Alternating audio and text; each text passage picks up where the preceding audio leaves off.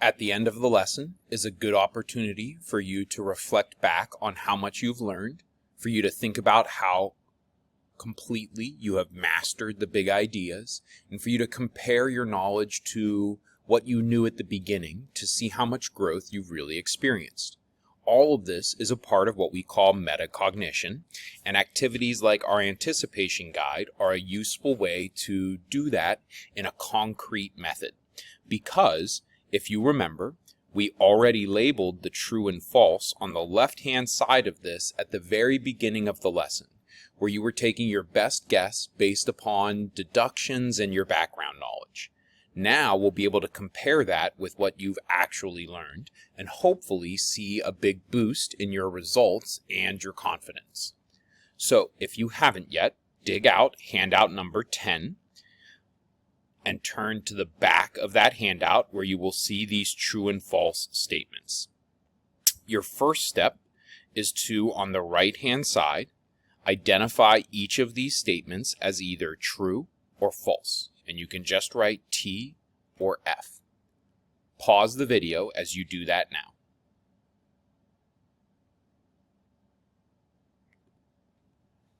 As a hint, before I reveal the correct answers, there are 7 false statements. Count up how many you have. If you have too many or too few, see if there's any answers you can revise now. Pause the video while you do that.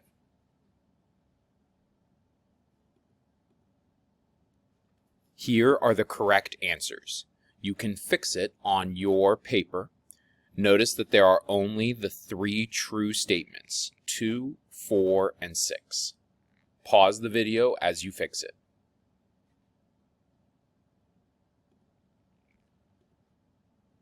Count up how many you had gotten correct. Compare that with how you did at the beginning. You can record how many you got correct now on this side. You can record how many you got correct originally over there. And hopefully you will see some real growth. But now we're on to the hardest job. Being able to identify these as true and false is good, but what will really show if you understand these concepts is if you can fix the false statements. When you're fixing the false statements, it should be as easy as changing just a single word. Some of you have papers where I gave some hints, where I underlined the words that need to be changed. Others, I wanted to challenge you a little bit, and so I didn't underline those words. If you want, you can use what's on screen to see what's underlined, but I'd rather you challenge yourself by just attempting it on your paper. But let's look at one of these as an example so you know what I mean. So let's look at number 5 because that often messes people up. There's one word that you can fix on number 5 to make the whole statement true. On this one you can see that I have it underlined. And so you know that there are not actually 5 beliefs, there's something else. Think for a moment, how many basic beliefs have we been studying? How many were there when you had to memorize those classroom truths?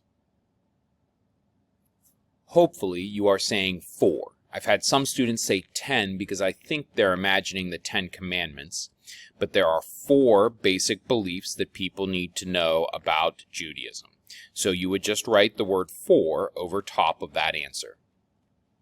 With the time that remains, go through and fix the other false statements.